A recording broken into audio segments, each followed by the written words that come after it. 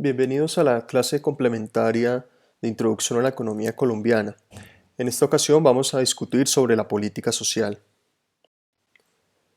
En esta primera parte vamos a analizar la política social, su naturaleza, algunas de las características de la política social colombiana y las herramientas que ésta utiliza para identificar a los beneficiarios de estas distintas iniciativas que tiene el Estado para reducir la pobreza y la desigualdad.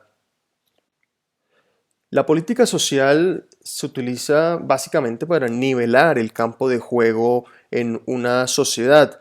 Ya vimos en el capítulo anterior que el crecimiento no es una condición suficiente para mejorar el bienestar en una sociedad, que se necesitan otras herramientas y en este caso una especie de mano visible que entrega el Estado para garantizar unas oportunidades básicas que nivelen ese campo de juego, que lo equilibren de tal manera que todas las personas tengan la oportunidad de arrancar su vida productiva y social con unas condiciones básicas como lo es la salud, la educación, algunos servicios públicos, la atención a algunos grupos vulnerables de la población, especialmente los más pobres, los pobres extremos, y en algunos casos la inclusión productiva, por ejemplo, de los trabajadores rurales en la economía que no tienen acceso, por ejemplo, al crédito.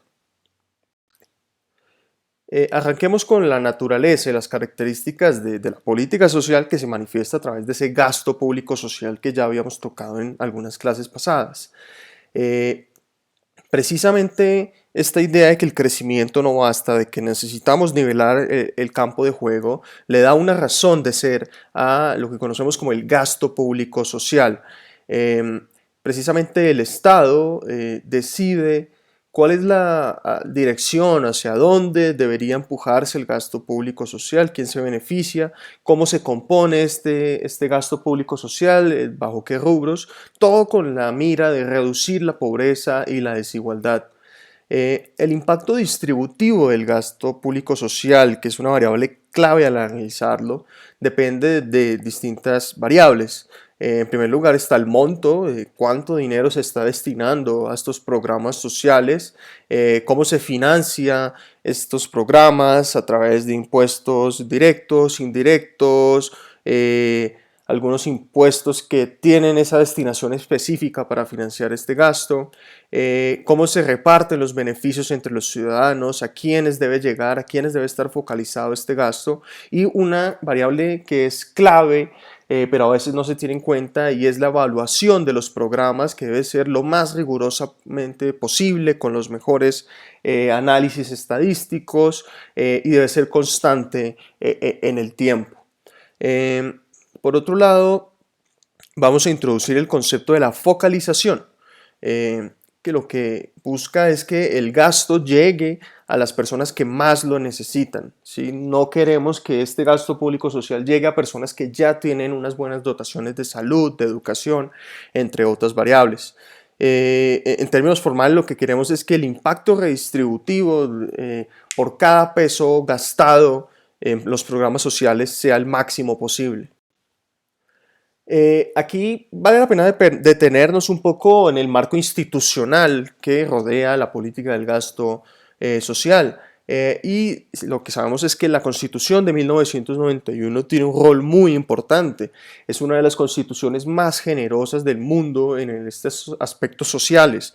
Le da al gasto público social básicamente una prioridad sobre cualquier otra asignación presupuestal. Y esto lo podemos ver casi siempre en las declaraciones de los ministros de Hacienda de todos los gobiernos cuando hay apretones fiscales. Por ejemplo, nosotros reducimos el gasto, pero no vamos a tocar los programas sociales. A pesar de las presiones fiscales, se insiste en que la inversión pública no va a caer y que se mantienen los recursos para los programas sociales. Estas son afirmaciones que siempre están en los debates públicos y lo que dicen es que no podemos reducir la inversión social o el gasto también de funcionamiento en los programas sociales para no perder los avances sociales que hemos ganado.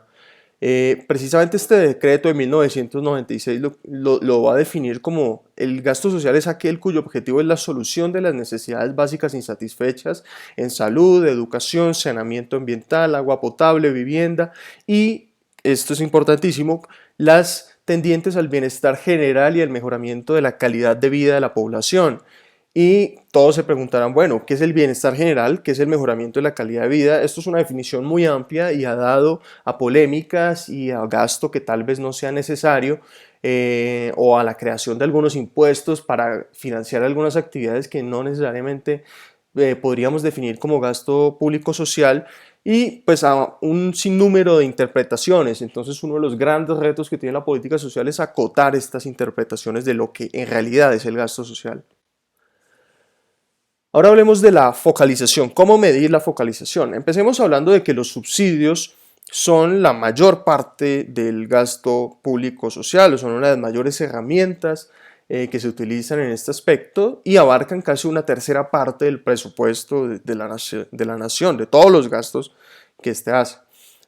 Sin embargo, los subsidios pueden ser un arma de doble filo, precisamente si están mal focalizados, por un lado, pueden terminar deteriorando la distribución del ingreso, que es algo que vamos a ver más adelante, pero también si están mal diseñados, pueden generar algunos incentivos perversos en la población, pueden llevar a que las personas tomen unas decisiones que no son las más óptimas, y esto puede afectar el crecimiento económico. Y eso ha sido siempre un gran debate alrededor de los subsidios, por ejemplo, hasta qué punto pueden, si uno le da dinero a las personas, eso hasta qué punto las puede incentivar a no trabajar, por ejemplo. Eso es un debate que no está cerrado, pero es interesante tenerlo en cuenta.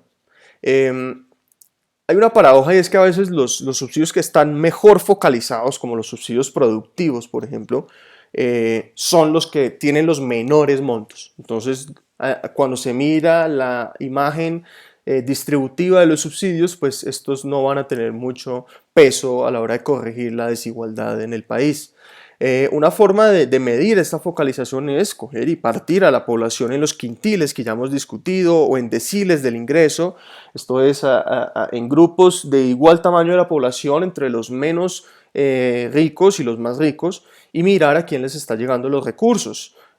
Como se va a ver en la clase, en algunos casos, algunos programas, los recursos pueden llegar también a los quintiles más altos o a los quintiles medianamente altos, y esto genera problemas de focalización. Idealmente lo que uno quisiera es que estos recursos llegaran a las poblaciones más pobres, que son precisamente las que más necesitan oportunidades.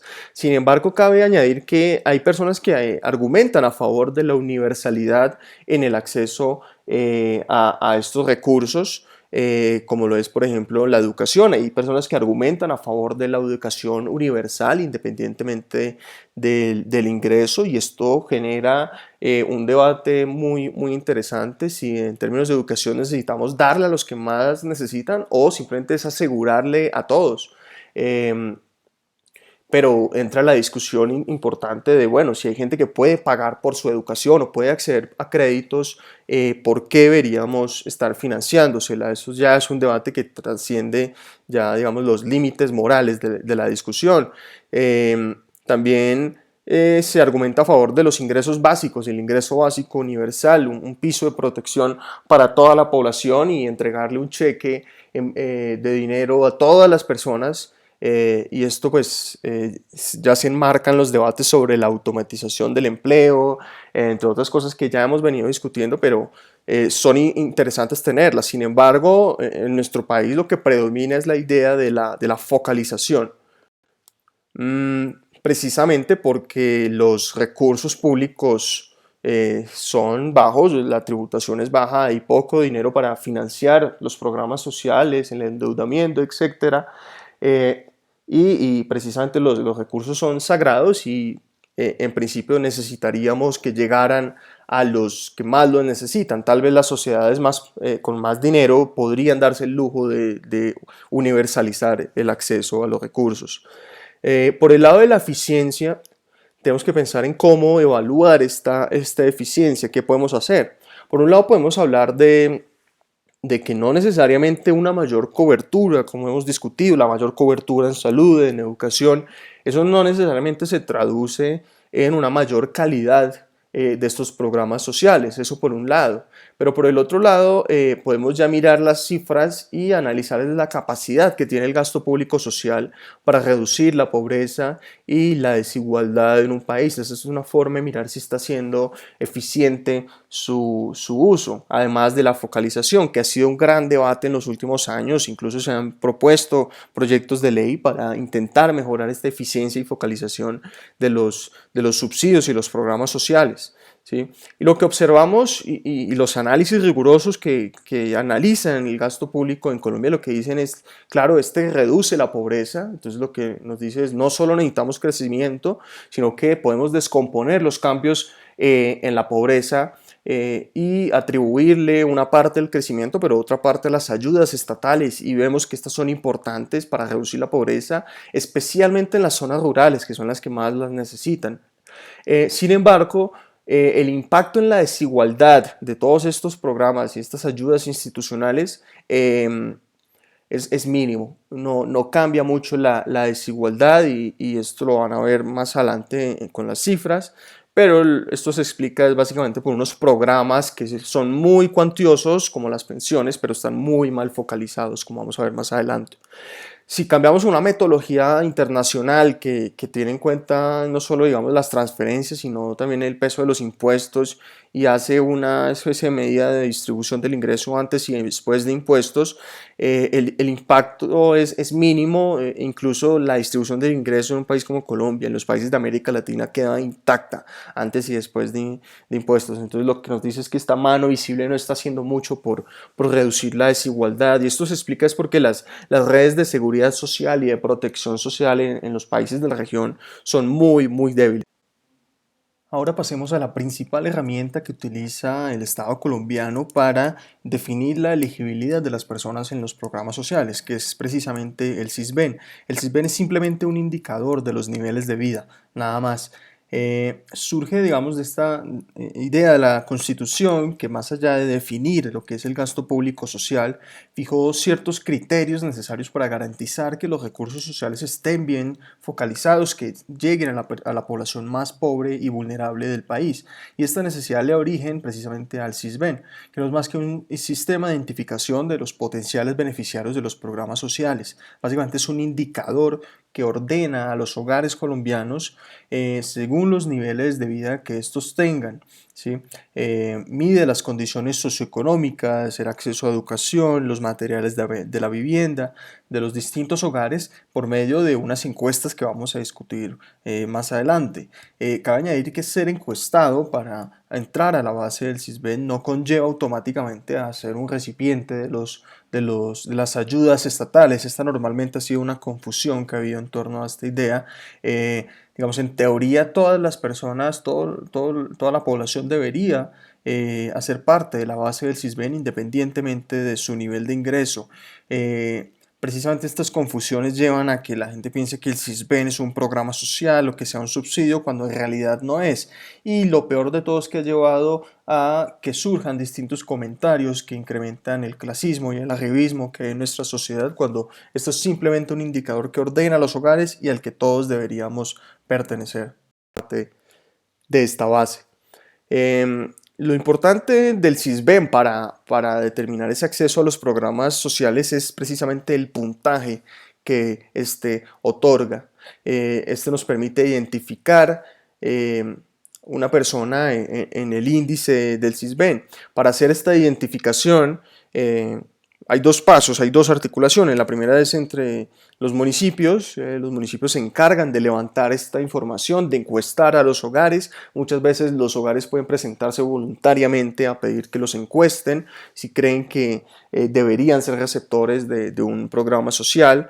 Y por otro lado, el gobierno recibe esta información a través de esta gran institución que es el Departamento Nacional de Planeación, que utiliza esta información y otorga un puntaje, lo certifica, y este puntaje va entre 0, que corresponde a las personas más vulnerables de la población, y 100, que serían las personas menos vulnerables. En este sentido, si todos hacemos parte de la base, pues las personas más ricas, estando en el SISBEN, tendrían unos puntajes muy cercanos a 100, y esto lo que ayudaría es a una mejor definición de quiénes deberían recibir las ayudas estatales, para definir quiénes las reciben, precisamente para focalizar. Cada programa social actualmente tiene unos puntos de corte que definen la entrada al programa y la salida del programa, quiénes pueden entrar y quiénes pueden salir según estos puntos de corte. Estos puntos de corte no solo varían entre distintos programas, que a veces son relativamente arbitrarios, pero paradójicamente permiten una mejor evaluación rigurosa de los programas, sino que estos puntos de corte varían incluso dentro de los mismos programas para definir el tamaño de las ayudas que debe recibir una persona. Un subsidio se puede ser más grande para las personas muchos más pobres, mientras que unas personas que todavía son pobres, pero tal vez tienen un poco más de ingresos, pueden recibir ese subsidio por un monto mucho menor. Sin embargo, en general uno puede decir que si una persona tiene un puntaje menor a 30 en este índice, puede acceder a la mayoría de los programas sociales. Si su puntaje ya es mayor a 57, queda por fuera de todos estos. Esto lo van a ver más adelante cómo funciona. Pero lo que podemos decir es que hay una amplia gama de programas sociales en Colombia. Tenemos programas de primera infancia, como los que administra el Instituto Colombiano de Bienestar Familiar, programas de acceso a vivienda, el régimen subsidiado en salud es un programa social que cubre a casi la mitad de la población. Los programas de atención a la pobreza como Familias en Acción, programas de atención a las familias rurales que son particularmente vulnerables, acceso a la educación superior, como los programas de Serpilo Paga, pero también, como hemos visto, está todo el andamiaje de educación básica y media, y los programas para apoyar a los adultos mayores vulnerables. El CISBEN tiene distintos problemas. Podemos partir de que la base del CISBEN abarca casi 40 millones de colombianos. Eso es la mayoría de la población está encuestada. Pero hay una paradoja interesante, y es que en los últimos años ha ingresado mucha gente por un gran esfuerzo que se ha hecho por traer a las personas que no estaban encuestadas a la base, y la mayoría de estas personas nuevas clasifican a los programas sociales. La mayoría tiene puntajes por debajo de 30, pero esto a la par de que la pobreza ha venido cayendo, lo cual es paradójico, porque si cae la pobreza, pues menos personas deberían clasificar para los programas sociales. Y esto se puede ver algunos problemas de focalización que tiene el mismo CISBEN. Los dos más importantes que siempre se discuten son los errores de inclusión y los errores de exclusión.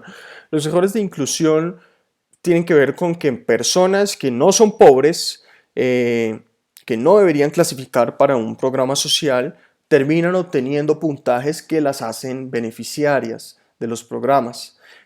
Por otro lado están los errores de exclusión, y son las personas que sí son pobres, deberían clasificar para los programas sociales, pero por alguna razón quedan por fuera, no están registrados. Uno tendería a pensar que los más preocupantes son los errores de exclusión, y es pensando en que es mejor que sobre a que falte, ¿sí? Es mucho peor que una persona pobre se quede por fuera a que una persona no pobre acceda a un programa y después se pueda buscar cómo eliminarle esa ayuda. Algunas de las posibles causas de estos problemas que venía presentando el CISBEN en los últimos años es, en primer lugar, la desactualización de la base, gente que ingresó a la base, pero 6, 7 años después su realidad económica es distinta a la que tenía cuando fue ingresada, cuando fue encuestada. Por otro lado está la manipulación de las encuestas, como esto es realizado a nivel municipal, se presta para manipulación política, para fraudes que se pueden realizar. También cuando la gente se mueve de un lugar a otro puede haber duplicidad en las bases, que se registró en un municipio, pero luego se volvió a registrar en el municipio al que llegó y la información es distinta. Y también unos malos controles desde la administración central que registra toda esa información. Finalmente podemos hablar de los cambios que ha venido presentando el CISBEN, las nuevas propuestas. Tenemos el COMPES del CISBEN 4 y la transformación que estamos viendo en tiempo real de la política social en Colombia, que obviamente en la clase magistral entrarán mucho más en detalle. En primer lugar, uno de los cambios que se ha venido haciendo en los últimos años es la depuración de la base del CISBEN, la depuración de personas fallecidas, por ejemplo, o de registros que están caducados, de gente que no debería estar recibiendo los apoyos. Esto se ha venido eliminando, más o menos 500.000 personas, según lo que afirma Planeación. Y hablemos un poco de la nueva metodología que se va a empezar a utilizar en los próximos años del CISBEN, según este COMPES, y lo que se está aplicando actualmente. Y es que tal vez ya no se quiere clasificar a la población precisamente en ese índice que resume las condiciones de vida, sino lo que se va a buscar es predecir los ingresos de un hogar en función de distintas variables, casi 41, que involucran pues todas las dimensiones de las socioeconómicas de un hogar. Estos son por hogares, no es por personas, que buscan tener en cuenta todas las dimensiones según las cuales se puede vivir la pobreza. Entonces se realiza una asociación estadística bastante rigurosa que permita predecir cuánto deberían ser los ingresos de ese hogar en función de unas variables estructurales. ¿Por qué no se utilizan los ingresos que reporta el hogar? Porque muchas veces los hogares tienen un incentivo a presentar un subregistro de sus ingresos, menores ingresos de los que reciben, para precisamente clasificar a los programas sociales. Entonces esta predicción, que tiene en cuenta todas las dimensiones de la pobreza, es mucho más robusta a este subregistro. Esto se hace, pues, digamos, ahora de una manera diferenciada para muchas más zonas del país que antes, 64 frente a antes que eran solo 3, que eran zonas rurales, urbanas y otras cabeceras.